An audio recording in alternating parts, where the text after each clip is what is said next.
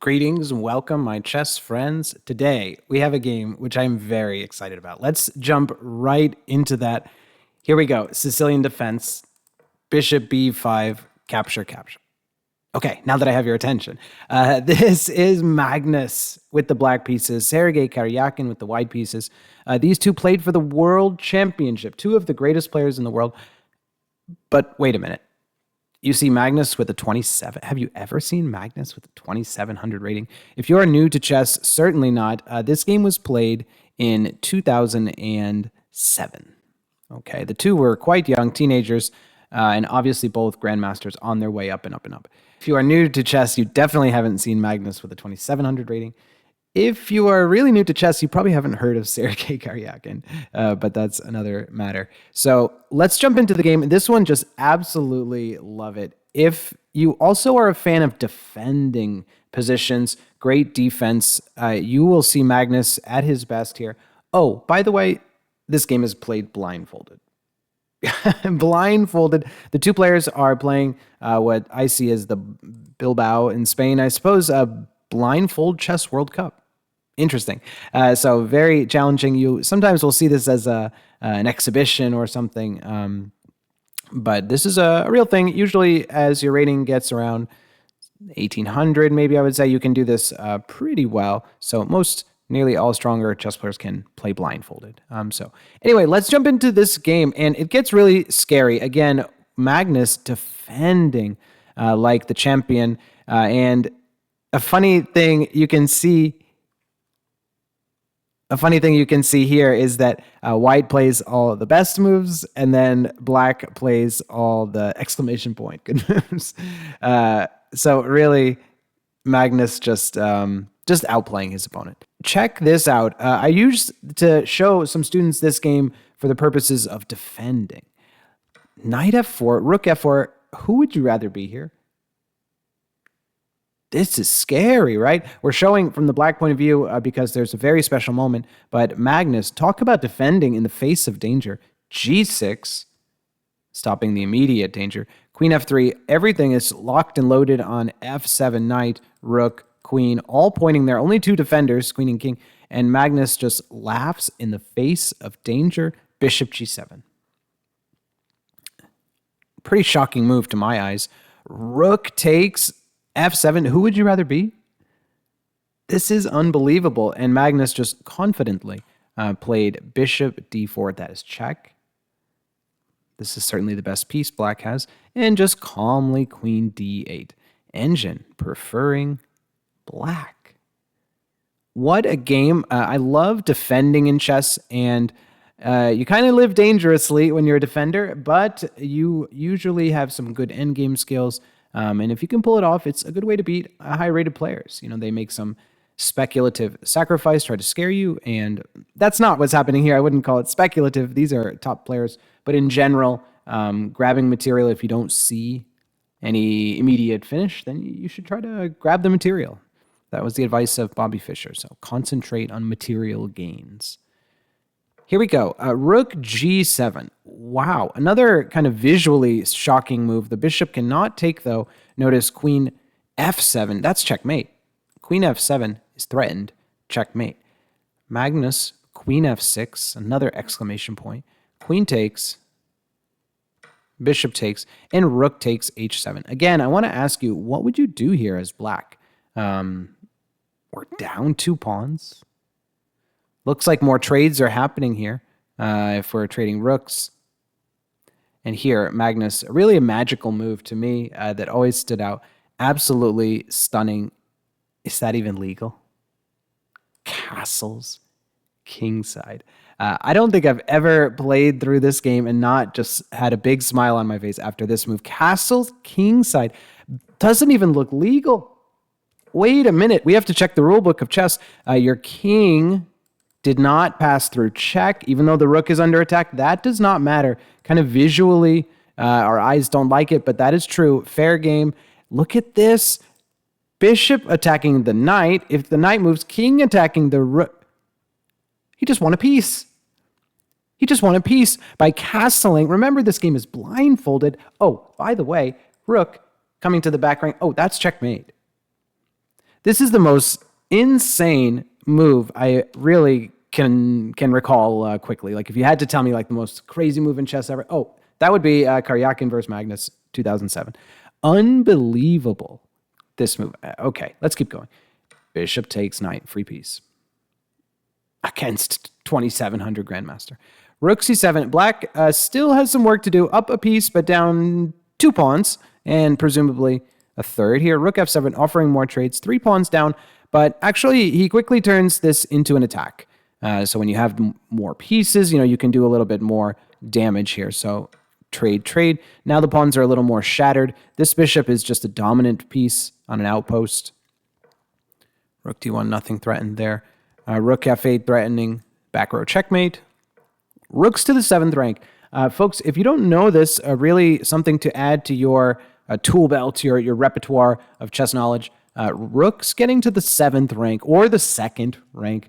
We always say rooks to the 7th, but this is obviously f2. But 1, 2, 3, 4, 5, 6, 7 ranks up the board, all the way in enemy territory. Rooks to the 7th. Super powerful, hits all the pawns. King is in danger here, and this game ends quickly. b4, he just takes this pawn, pins you that way. Here, rook takes bishop d4 again, connecting to the outpost, by the way. Good lessons from the greatest player. Rook d7, that's too slow. Rook a2, he's not even grabbing that pawn for the material. He wants to get out of the way to double the rooks, and this one's over. Capture. Had a little technical difficulty, folks. Sorry about that. So we are re-recording the second half of this video the next day. But here we go. Magnus finishing the job we had just seen. Rook f7. I believe there was a check and resigns. There's just no stopping the checkmate. Again, if rook takes d4, then rook f1 is checkmate. So this game was absolutely just tremendous. The move castles by black I find to be just one of the most sensational that I can recall. So that one just, not only just the double attack, the unique look of the move. Visually, it looks like you can barely do it with the rook under attack here. But it is all fair game. Beautiful. And remember, even the back row is threatened. Wow. Okay, let's move to the next game. And this was a family battle here. Paul Morphy, you've probably heard the name, versus his uncle, Alonzo Morphy. I believe the father also played, so that's where Paul, I suppose, got good. Nobody quite knows how he got so good, but he was incredible. Do you notice anything about this position? Anything at all strike you as peculiar? Okay, we have to maybe work on our vision of the chessboard. There is no rook on a1, and Paul Morphy, the nephew, just playing with rook odds here to balance out. This game played in the year 1850, New Orleans, Louisiana. Let's see, knight f3. Okay, quick note, what would your strategy be if you were down a rook to start the game? How are you going to win? Are you going to win a long, drawn-out endgame, trading, non-trading? No. You have to play for the attack, and of course this was Morphy's one gear anyway, so it suited him quite well. Here we go, knight g5 threatening on the f7 square, very typical attack. d5, this looks like a traditional opening anyway. Knight a5, you'll see at the highest levels. But he plays knight takes d5, and the classic mistake, whether you have a rook here or not, this knight takes f7 is a very good move. So Morphy, again, just plays an outstanding game. It's really remarkable. Check and threatening the knight. King e6, that's not fun. Your king is out on e6 on move 7.